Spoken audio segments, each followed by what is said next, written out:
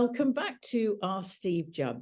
My name is Sue Brain, and today Steve and I, well, mainly Steve, is talking about the drama of the Scorpio Sagittarius cusp, which involves the very last 29th degree of, or we call it the anaretic degree of Scorpio, and 0 degrees Sagittarius. So, Steve, why is this Scorpio Sagittarius cusp so poignant? 29, it's really weird, Sue, because I find people who are born with the sun or the moon at the very first half a degree of 0 degrees of a sign, or the last half a degree of 29 degrees of the sign, to be far more representative of that sign than people born with the sun or the moon in the middle of the sign. And I've still yet to work out the why that should be. It's also worth noting that the sun goes round, to our eye, the sun goes through the ecliptic. It travels through 360 degrees in 365 days. But the sun and the full moon, because they appear to be both the same size, and if they didn't, we wouldn't get eclipses, but that's another story. They are the same size to our naked eye, and they are both half a degree wide.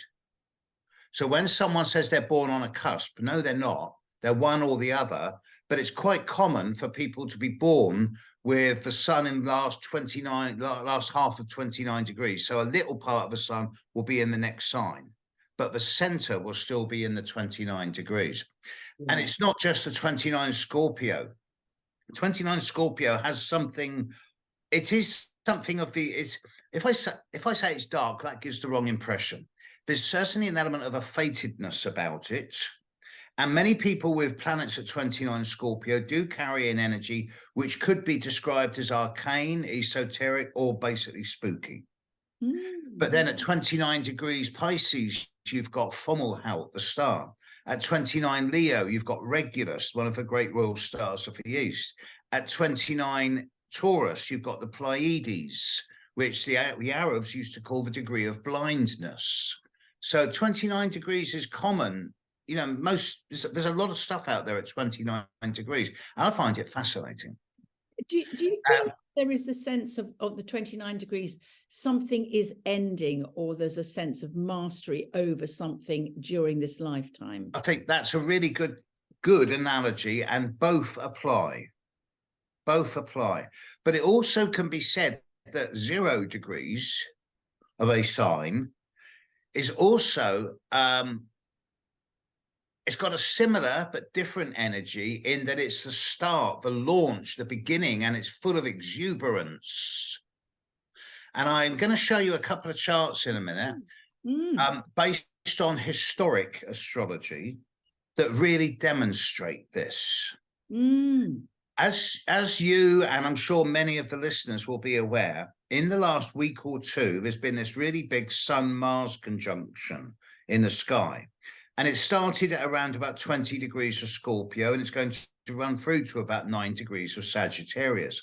It was at its strongest 2 or 3 days ago, around 27, 28 degrees, which is why some astrologers predicted trouble for Joe Biden, because his sun's at 27 degrees, but that didn't, as far as we know so far, didn't happen.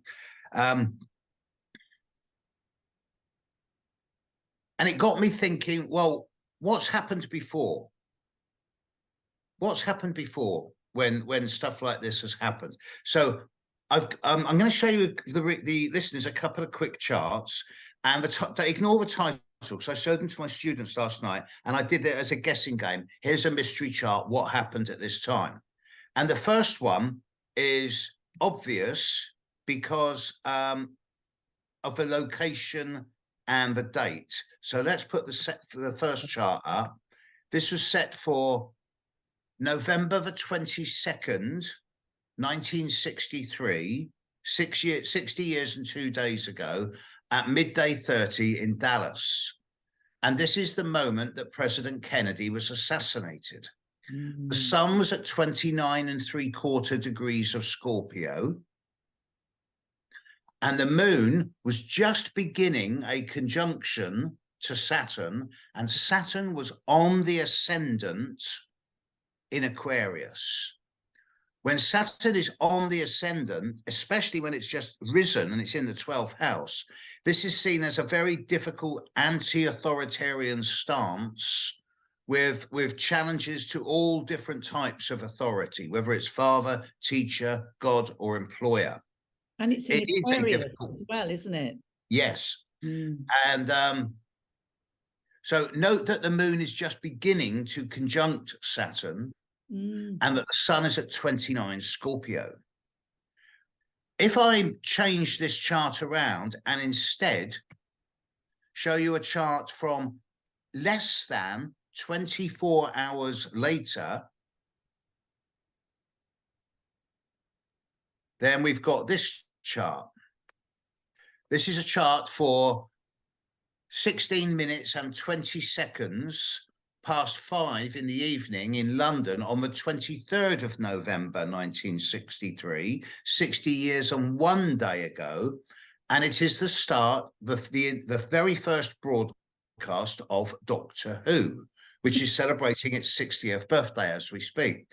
And although there's only 24 hours between them, the sun has moved from Scorpio into 0 degrees of Sagittarius. The moon, which was just beginning a conjunction to Saturn, is now leaving conjunction to Saturn. And Saturn in the Kennedy chart was sitting on the ascendant. Saturn in the Doctor Who chart is sitting on the midheaven. And when Saturn's on the ascendant, it's much more onerous, challenging, especially when young. But Saturn on the midheaven gives longevity, whether it is in your career, in your physical body, in your age. It gives the durability and longevity. And of course, Doctor Who's been going a long time. So it's not just the shift from Scorpio into Sagittarius, although that's a big part of it. It's also the positions of Saturn and the moon in these two charts. And one of these charts traumatized the world. I remember it as a child. The second one, well, it also traumatized me as a child because it gave birth to the hiding behind the sofa, Me too, Steve. I was behind the sofa as well. So was I. The Daleks and the Cybermen in the 60s were terrifying to an 8-year-old child. But it also filled the universe, filled our world with hope, because interstellar people coming to save the Earth from monsters. Yay! You know. And today, just to feed into that, there has been a report that the highest ever energy cosmic ray ever has been detected hitting Earth. What's the betting? There's a TARDIS behind it somewhere. I hope so, don't you? And are you a little friendly person from another planet? But it's interesting, all of these things that sort of synchronizing. Well, it is synchronistic because as the Sun-Mars conjunction in the sky comes up to the Kennedy assassination, so a Secret Service agent who's been keeping quiet for 60 years and is now approaching his death turns around and says, there was a third bullet, I've got it. And it's the magic bullet theory. So it kind of knocks spots off the conspiracy, the non-conspiracy theories. At the same time, this all came about because yesterday morning there was a report on the BBC about, it's Doctor Who's birthday today. Doctor Who started at 5:15 p.m. on the 23rd of November. And I did a bit of research and realised that it actually started 80 seconds later than that, because BBC delayed the start of the broadcast for 80 seconds to give an update on the assassination of Kennedy. So it was like astrology in action from 60 years ago to the present day. Transpose this into the present day, Sun conjunct Mars at the end of Scorpio is very dynamic, assertive, direct, confrontational even, potentially confrontational. On the positive side, it would be assertive and projective. On the negative side, it would be confrontational and aggressive. And in recent times, we've seen the right-wing politics in Slovakia and very recently Argentina and Holland, big lurches to the right. Now, I'm not political. I'm an environmentalist at heart, and I really despise extremism of all types, whether it's left or right. But history shows us that every time there's a Saturn-Neptune conjunction or opposition in the sky, there's a lurch to the left. And there's a Saturn-Neptune conjunction coming up at 0 degrees of Aries in early 26, which is, I suggest, going to push the whole world towards, not so much towards the left, but it's going to really,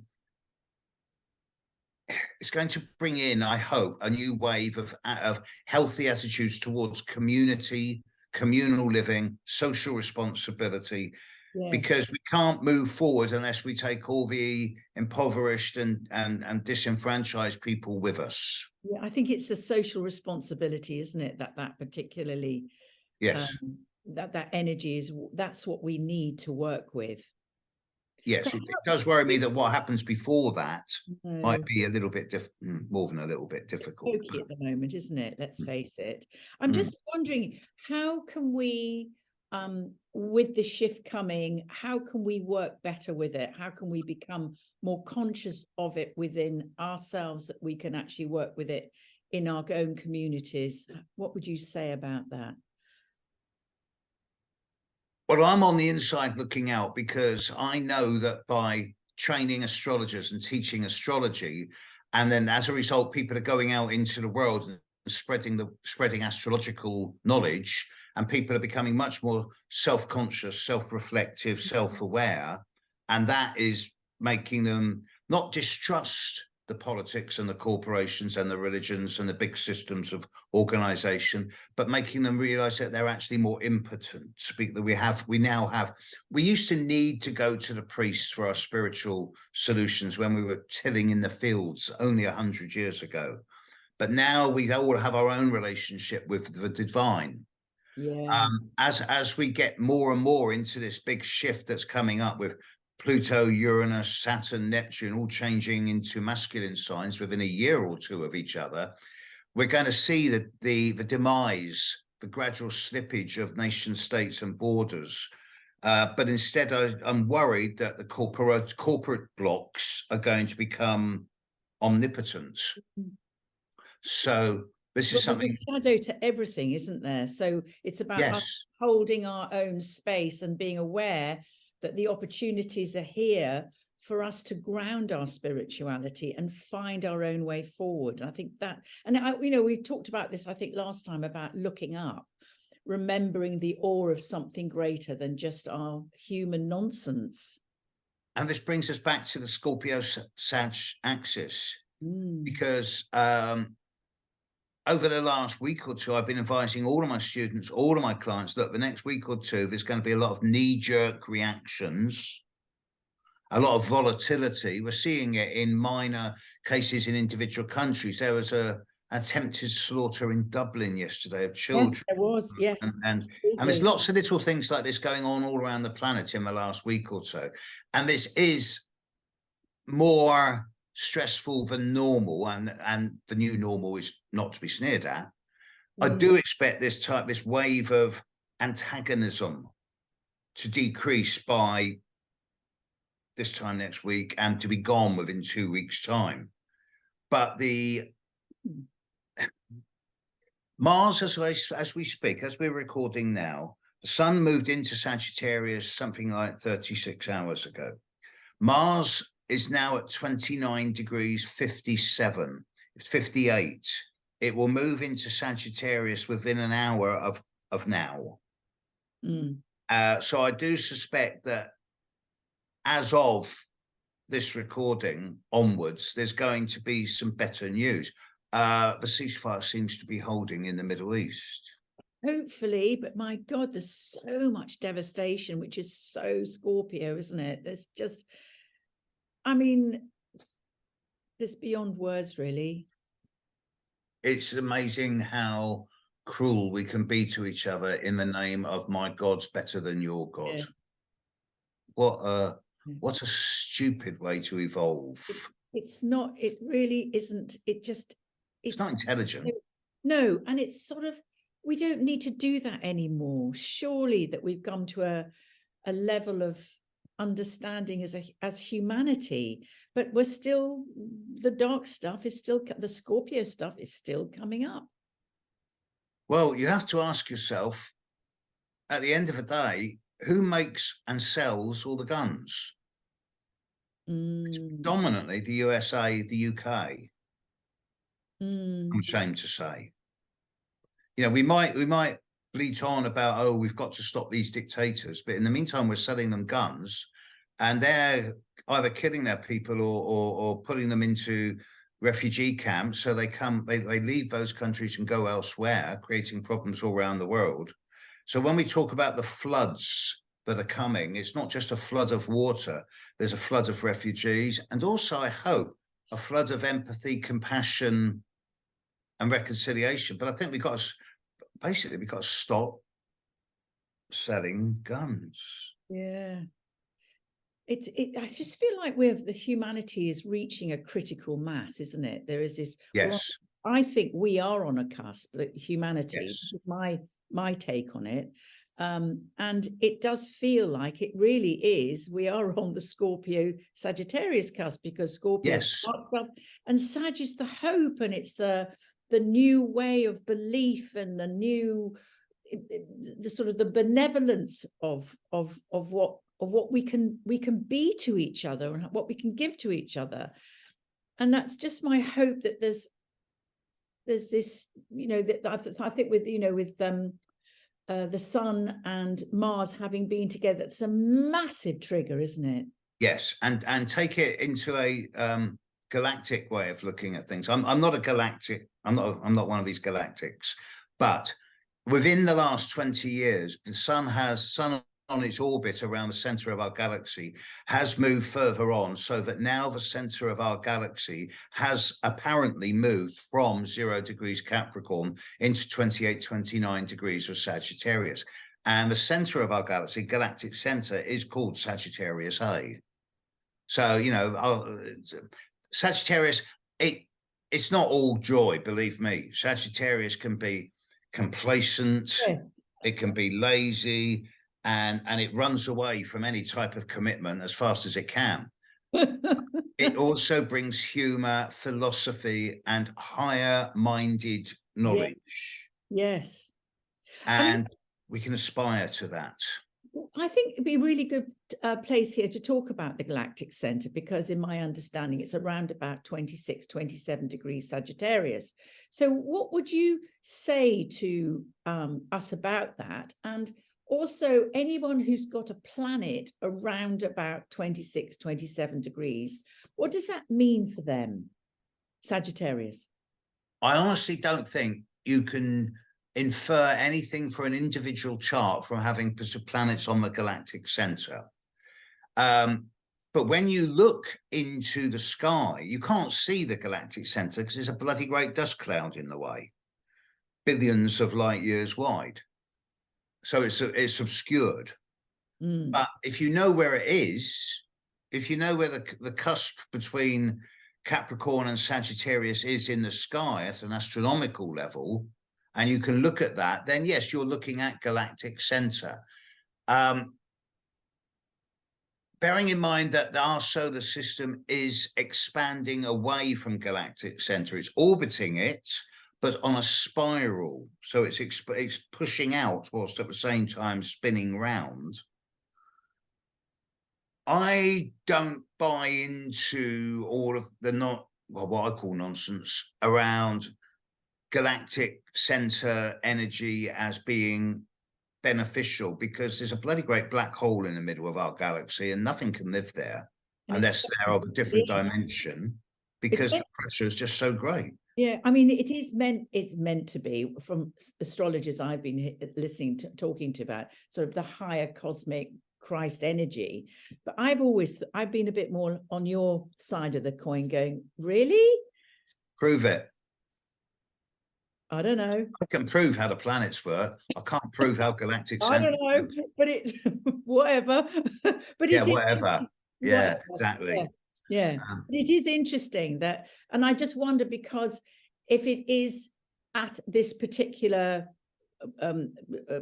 degree in the chart, let's say 26, 27 Sag, is that an energy point then? Does it become an, or, I don't see that as particularly relevant, to be honest, personally. Yeah. Perhaps I'm wrong, you know, but I don't see it as such.